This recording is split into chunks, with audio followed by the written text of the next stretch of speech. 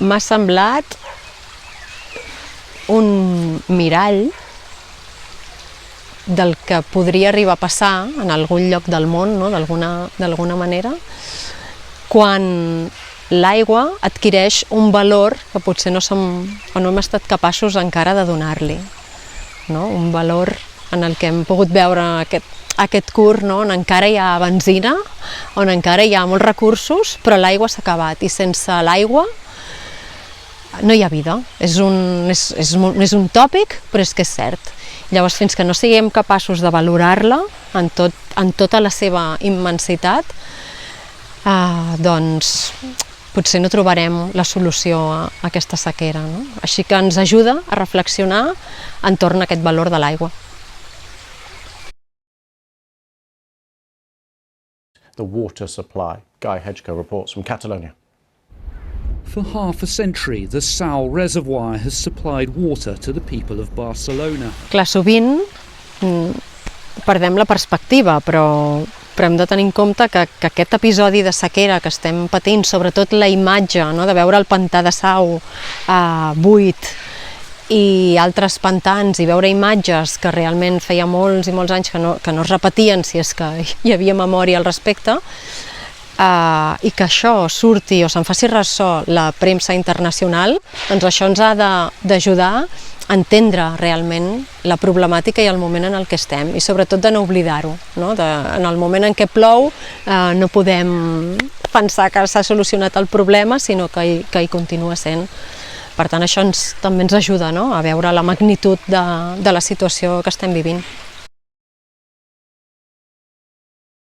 S'han creat tècniques, tecnologies per dessalar, per regenerar l'aigua, però potser també estaria bé abordar l'abastament, perquè no hi hagi tantes diferències entre aquell que pot pagar l'aigua o que pot pagar molta aigua i el que no té tant accés a l'aigua.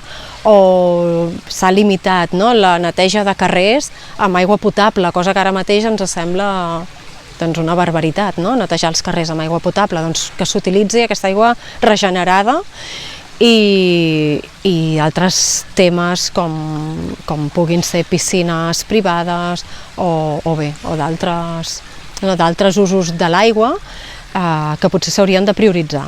Es va invocar a la pluja, tothom estava pendent de la pluja, i si hem estat capaços com a societat, no? Com a humanitat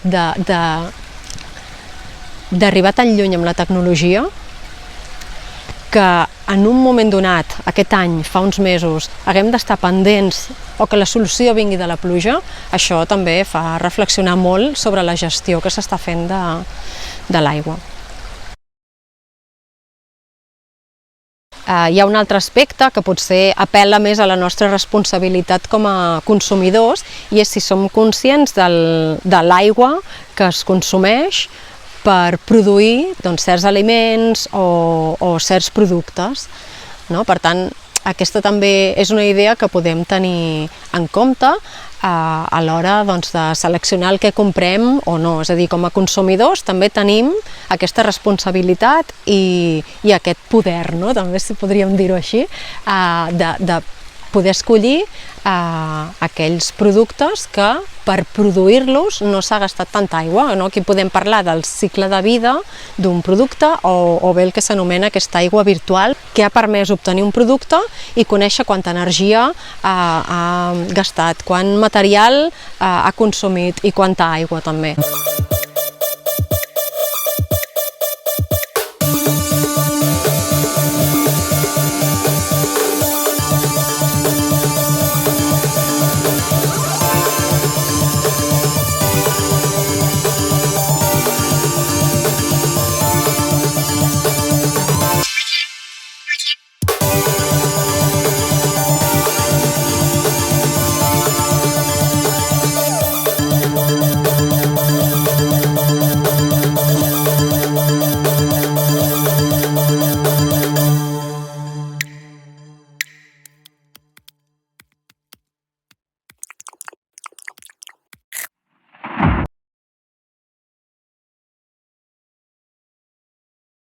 Jo el que voldria també transmetre és que és necessària la inquietud, les ganes de conèixer natura, d'apropar-nos a la natura que tenim propera a casa, que tenim aquí a Sant Celoni, amb molts racons, no? Alguns desconeguts.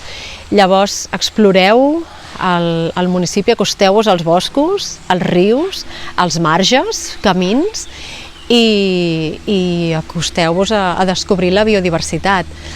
Estem en plena setmana de la natura, que és una setmana on es concentra, o 10 dies, no? On es concentren moltes activitats, es tiren endavant moltes iniciatives per acostar la ciutadania i els vilatans als diferents espais naturals del nostre entorn. Aprofiteu, no us cenyiu només a la Setmana de la Natura, sinó que feu durant tot l'any, plogui, nevi, faci fred o calor. Res, només això. Jo també volia donar les gràcies a la Filmo per haver-me convidat a participar en aquest cicle, que és molt interessant i penso que és una feina molt xula, molt necessària també, era molt necessària al poble la iniciativa de la Filmo, i que també sigui l'excusa per parlar de tot allò que ens inquieta, per parlar de territori, per parlar de persones i per parlar de moltes coses. Així que moltes gràcies i fins la propera.